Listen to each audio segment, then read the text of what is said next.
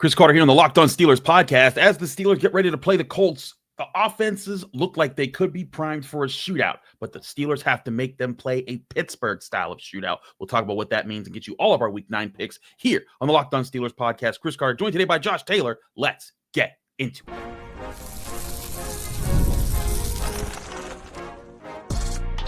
You are Locked On Steelers, your daily Pittsburgh Steelers podcast, part of the Locked On Podcast Network, your team every day.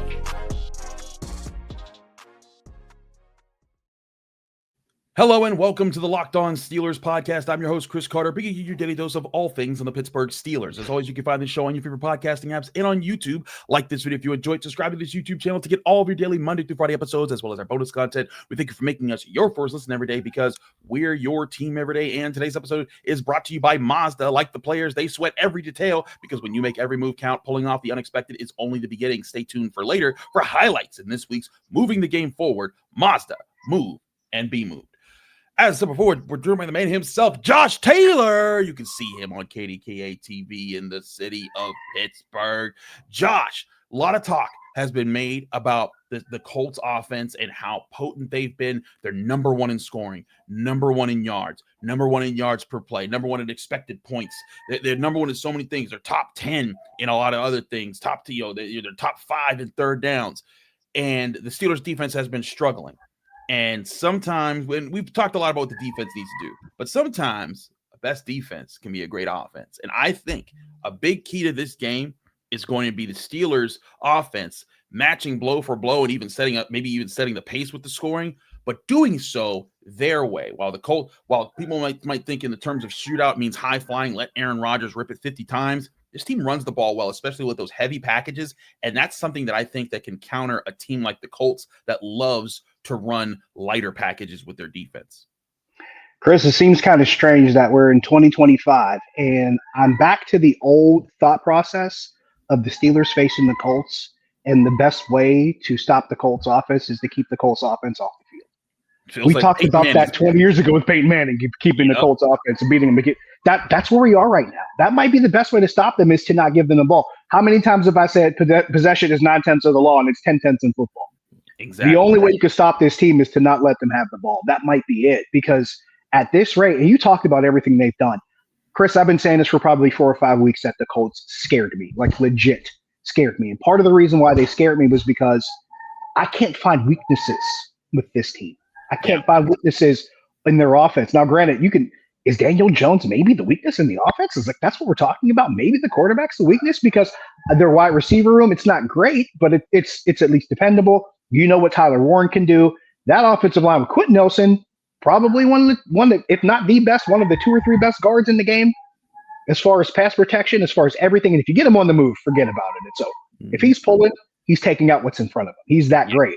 And Jonathan Taylor, I hate to say it, but Jonathan Taylor looks like Jonathan Taylor again. He's for a good year and a half. He wasn't the same because of injuries or whatever have you. He looks completely healthy, and he looks like his old self, and he has been dangerous. 14 touchdowns already. He is on his way on the same pace that Sean Alexander was on to score touchdowns when he won the MVP award. I think he's a legit MVP candidate for that reason. I think he's one of the main reasons why this offense is good, but I also contend that Jonathan Taylor's having the season that he's having on offense because that offensive line has been tremendous. They have been absolutely phenomenal. Matt Gonsalves, pit guy on that offensive line doing his thing also. So I love what that group is doing. That said, you got to keep them off the field. And the best way to do that is controlling the football. It's controlling the clock. It's time of possession. These were things they were doing in the first half against the Packers. Running the ball 5 yards a clip in that first half of that game. Using just the clock to their means. They were controlling the ball with time of possession.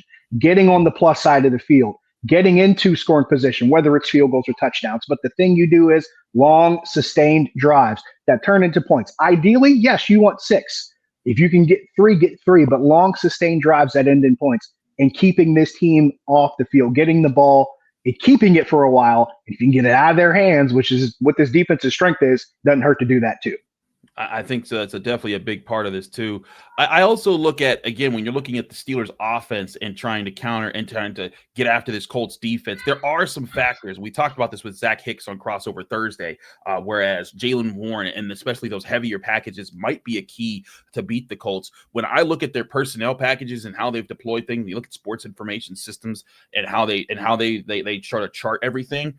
The top 5 personnel groups are four groupings of where there's 6 guys or less, as far as defensive, 6 guys or less as far as D linemen and linebackers. And there's only one formation that they've used where there's 7 D linemen and linebackers combined, and it's a 3-4 defense, and they use it just 8% of the time when they're on the field as a defense. Primarily, they come out in 2-4-5, a typical nickel, or a 3-3-5 with 3 D linemen and 3 linebackers. Those are their heaviest personnel packages. They also don't blitz. This is a team that has blitzed 19% of the time. That's ranked 28th lowest rate according to sports information systems. And they just send a 4-man rush 73% of the time. So this is a team that is not trying to bully you up front with big guys and trying to rush your lanes. They're trying to contain you. And I think that is something that if the Steelers can take advantage of with their high usage of 12 personnel, of 13 personnel, by the way, they use 12 personnel, the 4th highest, 13 personnel, the 2nd highest in the NFL. If they can get going with that, that's stuff that can push the Colts off the ball and make their defense have to counter what you're doing and get things forward. And if you're able to use Spencer Anderson, use Darnell Washington, use pulling guys, and I love the way the Steelers pull their linemen from different places so it's never predictable who's pulling and who's lead blocking. I talked to Darnell Washington yesterday in the locker room, and one thing he told me he loves when he knows that there's a guy pulling with him because he knows that means we're going to have some dogs out here. That to me is a big key for this game, because once if that sets a tone, it then forces defenses into the decision: do I come up and stop that, or do I overcommit to that, or do I stay back? And when they overcommit to that, if you're ready with that play action and Aaron Rodgers sees it coming, that's where play action can come in. That's where big plays can sprout. And I think if you're able to do that and put the Colts defense on their heels, that can give some cover for your defense that's been struggling against what's objectively the most potent offense in the NFL right now. With all this talk about defensive and offensive lines, you know what I got to do right now, right? What do you got to do?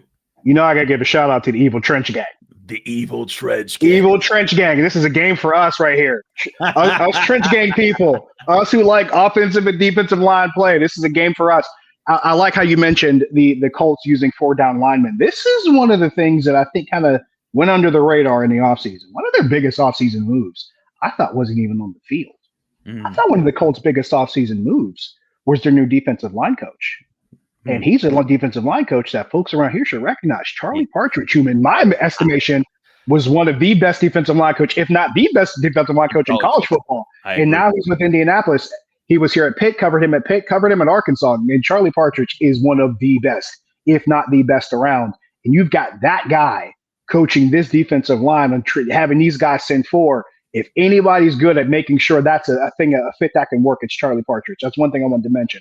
But to your point, if there feels like any kind of advantage for what the Steelers like to do right now personnel-wise, this feels like it might be it. It might be the one thing they may have that the Colts may not necessarily be suited for. And I love the thought of going heavy 12. I talked about this a couple of times. I know I talked about it on Twitter at one point. And of course, one of my other responsibilities is calling games for Duquesne on radio. Duquesne faced Lehigh early in the season, and Lehigh was trailing at halftime. Lehigh eventually got the lead in the second half over Duquesne, and then Lehigh went heavy 12 with the 6th offensive lineman, and Duquesne could not stop it. They kept bringing it in. Duquesne kept their even front, and they just blew Duquesne off the ball, snap after snap. So seeing the Steelers do it just right after I saw someone do it to Duquesne, I'm sitting there going, okay, they're onto something now. And we've seen it develop and we've seen it grow. Going into this game, I want to see more of it. I'm hoping to see more of it. I'm hoping to see more of the run game in this game, particularly, especially when we saw 2 games in a row now, Chris, where the run game just completely got wiped off. Just somehow got wiped off of the call sheet in the second half of the game against Cincinnati and also against Green Bay. It is essential that they run the ball. It's essential that they blow guys off. It's essential that they're trying to get that 12 package on the field. And it's essential that the Darnell Washingtons and the Spencer Andersons and the Mason McCormicks and Zach Frazier's have a strong game, because if they can't get the run game going and they become one-dimensional, it's going to be a long, long day at Acrisure Stadium. Yeah, I'm right with you there. Run the doggone ball. I think that's got to be a key for this game, and it's tempting because Aaron Rodgers is so good with seeing what he sees. But right. Sometimes trust this group. I think that this could be a game where they take over. And again, the defense has its hands full, and this group needs to step up this week if the Steelers want a chance to win. But this offense has got to come to work. They've got to come physical. They've got to come to be ready and set the tone. If they do, and they make this a shootout style their own way, where they're possessing the football, where they're running guys over and then using play action, and they're basing it off of that, and the Colts are the ones playing catch up, that can be the thing that wins the game for you. And then if you're in the fourth quarter and you have a lead, and the Steelers are giving up the most fourth quarter points as far as any team in the NFL, run the ball and run efficiently, run successfully, and that can be a big key for this game. We're going to talk more about this game in a bit, but we got to get to our picks next for Week 9 here on the Locked On Steelers podcast. Chris Carter, Josh Taylor, stick with us. We'll be right back. But first, I want to remind you this show is brought to you by Mazda's Moving the Game Forward. For those who believe it's not just about playing the game, it's about redefining it. There are moments that do more than put points on the board. They move crowds, move culture, and keep the game moving forward. This week's moment that moved the game forward was Roman Wilson's breakout game last week, where he caught 4 catches for 74 yards in his first NFL touchdown, while everyone's been looking for a talented wide receiver for the Steelers to go get in free agency or in the trade market. Roman Wilson's been quietly working to be the underrated threat for the offense, and now he's starting to make his name known in the NFL. That's how Roman Wilson kept the Steelers moving forward. When you follow what moves you, the unexpected is only the beginning. And just like there's more to every highlight, there's more to a Mazda vehicle. Mazda, move and be moved. We're also brought to you by FanDuel. The NBA is back, and there's no better place to get in on all the action than FanDuel, the official sports betting partner of the NBA. Even if you missed the start of the game or want to ride to the hot hand, FanDuel has live bets on everything, from who will score next to fourth quarter comebacks. Plus, you can even combine your live bets into a same-game parlay for a shot at a bigger payout. It keeps every game exciting, especially when your team's making that late push. Right now, FanDuel is giving new customers $300 in bonus bets when you hit on your first bet of $5 or more. So head to FanDuel.com to sign up and play your game with FanDuel, official sports betting partner of the NBA.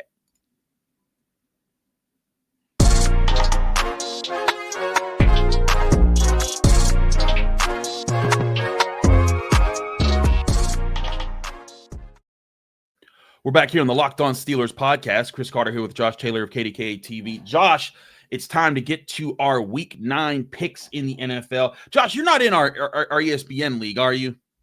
No, I'm not. I'm only in one picks league this year, and I got into that one late. Like, for some odd reason, I just missed everything going into the beginning of the season. But I am in one picks league, and it's been a rough couple weeks for me, so I'm trying to get back on track here. It's all right. It's all right. Well, in our picks league right now, I stand there at actually I believe I'm 78 and 42. Good enough for to be in the top 100. Right now, number 1 in the league is Scottish Steeler in the Locked On Steelers Pick'em League, which with his 325 of you all participating out. So we thank all of you play with us every single week. Shout out to Scottish Steeler. They're up in first place with 87 and 33. Right behind them is Blitzburg with 86 and 33. But of course, right behind them is Jenna Harner in third place at 85 and 35. We can't let this happen. More people need to get in front of Jenna, including myself. So we start the climb today, Josh. Why are you putting me in place of Jenna knowing I can't catch that? I'm 64 and 57. You got me sitting in Jenna's seat. She's gonna come looking for me, man. Jenna come looking for me. She's gonna come from the north side all the way downtown because I done messed up the picks week. What are you doing to me? Hey, we were friends. Come on. You in the chair now. You in the chair. Shout out Jenna Harner. Shout out to today. She couldn't make it today because she's busy.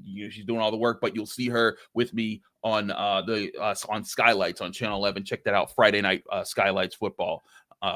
Doing that. What's up, Josh? And Jenna holds it down. Gotta give her a shout out. And I don't get a chance to do this often. I love giving people flowers while they can smell them. Shout out to Jenna. She holds it down and does a really great job. Absolutely. Let's get into the picks heading into Sunday. Of course, we skip Thursday night football because this is the Friday show. Let's get into our 1 o'clock games. Falcons at Patriots. And by the way, we're going to give you all these odds and lines given to you from FanDuel Sportsbook, the #1 sportsbook in America. Patriots are 5.5-point home favorites over the Falcons, who laid an egg against the Dolphins. Josh, the Patriots look like one of the best teams in the AFC. Give me them to roll them, and I'll even take the points.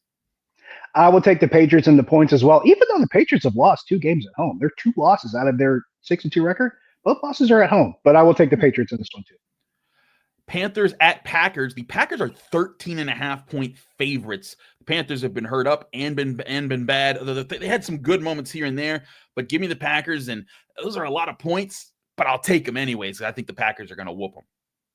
If they were playing in Charlotte, I'd feel differently. They're in Green Bay. I think that makes a difference. I'll take the Packers also. Broncos at Texans. Texans 1.5-point favorites.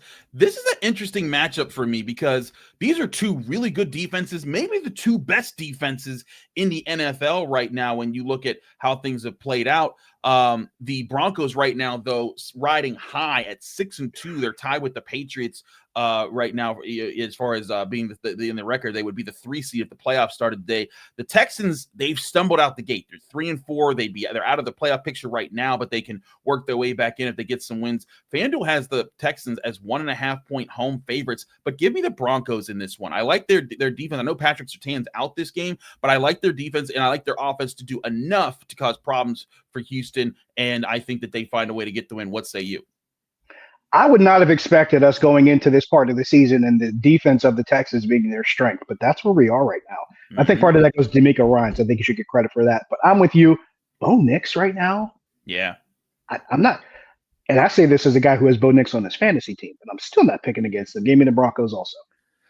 Chargers at Titans. Chargers are 9.5-point favorites. The Titans basically looking like another year where they're going to be picking first overall or very high, somewhere very high in the draft class. And hey, that bodes well for anyone that needs a quarterback this year, like the Pittsburgh Steelers, since they just drafted Cam Ward. But FanDuel has the lines here again at 9.5-point favorites for the Chargers. Give me the Chargers, and I'll even take the points here. I think that they demolish the Titans. Chargers in the points for me also. A lot of folks have been looking at that picture. I think it was Louis Riddick that posted it, was talking about the Colts offensive line, and there was like that huge gap that was almost as wide as the hash marks for Jonathan Taylor to run through. They were doing that against the Titans. Yeah. If you've seen the Chargers offensive line, they can do close to the same thing, and I think that's what's going to happen. So I'll take the Chargers. Bears at Bengals, some AFC North football here to keep your eyes on. The Bears are 2.5-point road favorites over the Bengals. The Bears right now sitting at 4-3, just outside the NFC playoff picture. The Bengals at 3-5. They're trying to stay in the hunt category of the AFC early playoff picture. But give me the Bears. They're favored here on the road. I know Caleb Williams has been struggling, but man, that Bengals defense is rough. And I think that Chicago can go to Cincinnati and deliver some pain. I also like this Bears defense giving them a hard time. Give me Chicago. I think Chicago's defense continues to improve as the weeks go along. They were a little shaky at the beginning of the season, but I think they're starting to figure things out. Hopefully you guys can hear my kids screaming upstairs. But this Bears defense is starting to improve.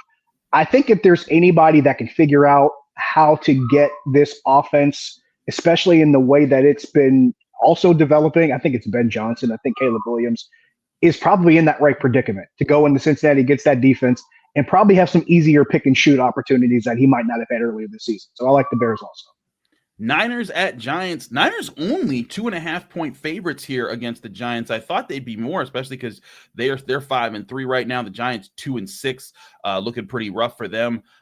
Give me the Niners in this one. Honestly, I'll take them in the points. I feel like that this is kind of a bad, unless there's something sneaky the Giants got going on. Unfortunately for them, Cam Scatterbo's looked like he's out for the year, and that was a big part of them. I think the Niners are going to use that to their advantage.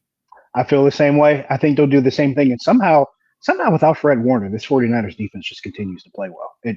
He's the best linebacker in the league in my estimation, and he's done for the year, and they're still doing their thing. This might be Kyle Shanahan's best coaching job, by the way. What he's doing this year with this team and all these injuries, it cannot be ignored. Give me the 49ers. Absolutely. Moving forward, Vikings at Lions, NFC North showdown, but the Lions favored by 8.5 points. Looks like J.J. McCarthy might be coming back this week. Carson Wentz is done. It looks like he's put on injured reserve.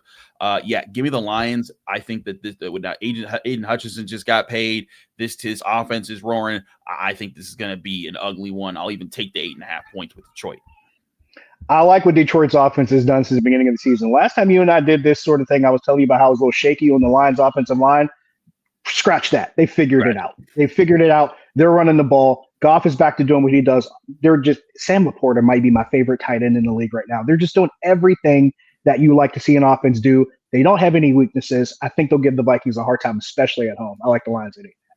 Saints at Rams, maybe the largest spread of the week here. I think it is the largest spread of the week. The Rams are 14.5-point favorites. The Saints apparently are sticking with Tyler Shuck, and people do not understand it. If you go to check out Locked On Saints, it is Ross Jackson's having a heck of a time over there right now. Rams 14.5 points. That is a large spread. Give me larger. If it was 17, I'd think about it. I'm taking the Rams on a blowout. I'm going to show my age, Chris. Remember way back in the day when the Saints fans had the paper bags? Oh, man. Might want to get those back. Dang. Might want to get them back. Give me the Rams. We're going old school with the paper bags, folks. We're back there. It's rough in Nolans. Jaguars at Raiders. Jaguars only 3-point favorites here. I thought this spread would be bigger. Granted, the Raiders are the home team, so they get a 3-point bump there. But this is a Jaguars team sitting at 4-3, just outside the playoff picture of the AFC right now. The Raiders at 2-5, so only a couple games back. Give me Jacksonville. I think they'll get after the quarterback well. I think their offense will do enough. It might be close, and the Raiders might even cover. Like, this might go down to the wire, but I think that the Jaguars do win. I think the Jaguars win too. I'll take the points. For some odd reason, it comes down to what Trevor Lawrence can do with this team as far as how they win games, and that's kind of been the thing there. I think he can, like you said, I'm with you. I think he can do just enough. I think this offense can do enough to win this game by a field goal, especially on the road. And I have to point this out, because some people just assume that winning on the road is easy, folks. It's not. It's not easy to win on the road, but I think Jacksonville can probably cover that on the road. Well, one team that has to win on the road this week, and what is the game of the week for everybody in the NFL, it's the Kansas City Chiefs going into Buffalo to play the Bills. Two juggernaut of teams with two amazing quarterbacks. The Chiefs are 1.5-point road favorites, according to FanDuel right now. This is going to be the game that I think every Steelers fan, as soon as Steelers-Colts is over, they flip right over to this one. And the whole country is going to have their eyes on this one. It's going to be a throwdown between these two teams. The Chiefs stumbled out the gates, but now they are back on track. They're 5-3 on the season. The Bills sitting at 5-2. This could be for important tiebreaker scenarios later in the season to see who gets home field advantage in the playoffs, when these teams seems like almost inevitably are going to meet in the playoffs, Mahomes and the Bills. But give me the Chiefs in this one. I like what the Chiefs defense has been doing. I'm not so sure about what the Bills defense has been doing. I think that the Chiefs are a more complete team right now. Josh Allen will still make this game go down to the wire, but I think the Chiefs, being a more balanced team, will find a way to win on the road. I got two things to point out. Number one, the Bills is a 1.5 underdog at home. That just feels weird. For one thing, that just feels weird. Number two, the guy that, if I'm Buffalo, I need to cook in this game is, ironically, James Cook. He's the guy that has to be able to get things going. And we've seen them have games this year where James Cook becomes the guy in that offense, and he drives that engine, and everything else comes into place. That has to happen here. I feel the same way about Kansas City as I do about the Chiefs. If you're going to beat Mahomes, you got to keep him off the field. And the best way they can keep him off the field is James Cook. I actually think they can do this, Chris. I got the Bills in this game as a 1.5-point home underdog. Bills. I think the Bills can do it. There we go. The upset special right there. Seahawks at Commanders. Seahawks are 3-point favorites heading into Washington. Commanders been stumbling quite a bit here. I know Jaden Daniels has been hurt, but it's a disappointing start to the year at 3-5 to start the year. Meanwhile, the Seahawks are flying high at 5-2. Give me Seattle. I think they continue to ride that wave. Their defense has been impressive.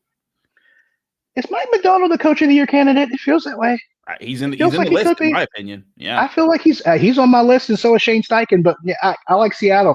And the thing is, I think we were so thrown off by what we saw at Acrisure Stadium when they faced the Steelers, and I think we kind of just took a lot of credit away from the Seahawks. This is a good football team that's actually starting to figure it out a lot more and more every week. So yeah, and given Washington the situation that they're in, it's kind of unfortunate, because as well as they did last year and as quickly as they took off, so many things are going wrong for them right now, and I feel like Seattle takes advantage. So I got the Seahawks too. moving right along here with that game. We had the Sunday Night Football, the Cardinals at the Cowboys. I heard Rod Tidwell is going to make an appearance at this game. It's a primetime game between the Cardinals and the Cowboys. But 2.5-point favorites are the Dallas Cowboys, and give me the Cowboys. I think they'll take that and the points. I respect the Cardinals, but I think the Cowboys, they didn't light it up last week. This is going to be their chance to kind of get the offense back going. I think that's exactly what they do. Dak Prescott looks great, man. He's doing his thing, and he's got two really fun receivers to do it with. I think they continue to pick that back up. I'm with you. I'll take the Cowboys. And then we got this week, of course, Monday Night Football. It's actually, excuse me, that was Monday Night Football. I'm reading things backwards. So that's Monday Night Football. Seahawks Commander. It's Sunday Night Football. There are your picks for everything but Steelers Colts, which we will get into next here on the Locked On Steelers podcast. Chris Carter, Josh Taylor, stick with us. We'll be right back. But first, remember, this show is also brought to you by Rougiette. Let's be real. Making excuses doesn't solve anything. We've all heard them before. It's just stress. I'm tired. It happens to everyone sometimes. But when it comes to performance, sometimes your body just needs a little extra support, and that's where Rougiette comes in. Rougiette.com offers fast-acting, doctor-prescribed treatments for ED designed to help you stop making excuses and start making moves. Rougiette makes it easy to get started. You just connect with your board-certified doctor 100% online, no awkward waiting rooms, no in-person appointments, and if you're prescribed, your treatment ships discreetly straight to your door. The process is fast, simple, and private, and it's all handled by real doctors. It's about confidence, connection, and getting back to the moments that matter. Visit rugiet.com/LockedOnNFL to get 15% off your first order. That's rugiet.com/LockedOnNFL and use promo code LockedOnNFL so they know we sent you. Rougiette. Stop making excuses. Start making moves.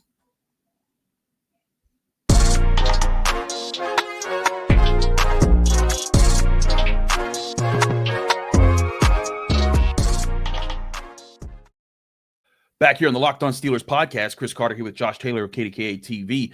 It's time to get to our Steelers Colts predictions. As always, we give you the FanDuel odds of the game right now. Steelers come into this game as 3-point home dogs to the Colts. The Colts 3-point favorites. Money line sits Colts -158, Steelers +134. The over-under right now at 50.5 points. Some points are to be scored in this one. Not too many Steelers games you see that for here. Josh, bunch of our guys, Tyler Feldman, Ben Bobick, Wayne Gandy, we all gave predictions in the Steelers Squad show that comes out every Wednesday night at 8 on a live stream. So check that out if you guys miss it. And it's a fun show, so I suggest more of you guys show up to watch it. But Josh, we gave our predictions there. This, again, going back to this game, we talked about the offense, but the defense has to show up as well. The offense can't do this alone. It can't just be a shootout for shootout and then hoping.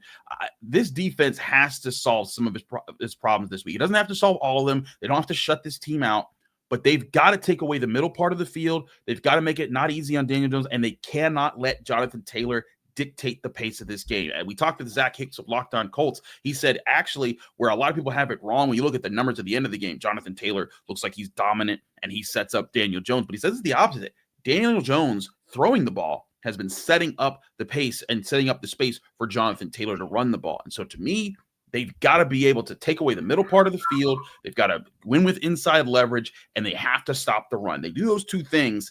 I don't think they stop the Colts, but if they can slow them down and just force 2 turnovers in this game, I think that puts them in position to win.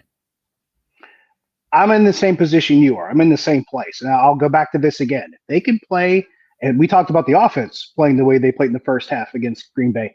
The defense can play the way they played in the first half against Green Bay, against Indianapolis, and play a full 60-minute game. I think that's the thing we've been waiting for. It's not even the quality of the play. It's not even the points allowed. I mean, granted, it's points and yards allowed. But for me, it's just I need the full 60-minute effort. Yeah. I need the full 60-minute, okay, they did this from wire to wire. I'm not talking about shutting them out. I'm not talking about getting 12 sacks. I'm not talking about even getting 4 or 5 turnovers. I'm just talking about a full 60-minute effort to where you saw them compete, whether it's in the run game, in the pass game, and doing those things. And I hate to say it, but I'll believe it when I see it. I don't know if we're going to see that yet. And I'm usually the guy that says, hey, they're going to get themselves a bunch of turnovers and win games, which, by the way, I did say the last time I did picks, and that's how they beat the Patriots at Foxborough. I don't feel that way about this game, though. And I told you this at the top of the show. Indianapolis scares me. This team has scared me for weeks. To best describe it, and you guys know I like to talk about the wire. I'm gonna use the Prop Joe saying. Remember Prop Joe told Stringer Bell, keep it boring, Strang, keep it dead boring. Yeah, the Colts are very good, and I don't mean by like their offense not being exciting. I'm talking about boring as an efficiency. Yeah. They are very efficient. They are good at keeping it dead boring. They don't get a lot of negative plays. They don't turn it over a lot. They find ways to move the ball forward. They find ways to not be behind the sticks. That's why they're so good on third down. That's the thing. Can you get them into third and long situations and get your defense off the field? And that means you might have to stop Jonathan Taylor on a first down or two. And I don't know if it's that time yet. I'm actually going to take the Colts here. I'd love to be proven wrong because I'm usually the guy that expects those things that we're talking about happening to happen. I don't think it's going to show up over a full 60 minutes yet because I still think their best football on defense has not been played yet. I don't think all of the solutions are there. So I got the Colts. What's your final score prediction? Ooh. Keeping with the shootout theme, I can easily see the Colts scoring 30 again. I can easily see them giving up 30 again, and I can easily see the panic meter rising in this town with this team being 4-4, even if they are still in first place at the end of the day. I can definitely see all of that going. It just feels like chaos theory in my head right now. I can easily see it being 32-24, 32-21. I could easily say, or 32-20. That's kind of how it feels to me. It feels to me like they can pull themselves ahead, and then just towards that fourth quarter, they can just wear this team down. It just feels that way to me. I hope I'm wrong, but that's how it feels. To your point, when you look at efficiency numbers, you often look towards the expected point stats, which calculate, plays that kind of are generated to create more scoring opportunities. They are first in expected points, first in expected points per play. They have that efficiency. They're not bad in explosive plays. They rank fifth in explosive runs. 12.9% of their explosive runs result in explosive plays, 10 runs of 10 yards or more. 8.6% of their passes result in passes of 20 yards or more for explosive plays. They rank 11th there. So they're not bad per se at getting explosive, but it's not what they rely upon. Like there's some offenses that need the explosive, like the Ravens. They are one of the most explosive offenses in the NFL. That's how they make their hay, is they get those explosive plays. But to your point, it's got to be efficient for the Colts. And to me, that's where I agree with you that this is just too tough of a turnaround for the Steelers defense to have at this point in the season. If they can figure out some things and make it and say like, hey, we're learning something and we're actually taking steps forward, we're busting less coverages, that could be something to carry forward and could be helpful to win what might be a must-win game against the Chargers in that next week in Los Angeles.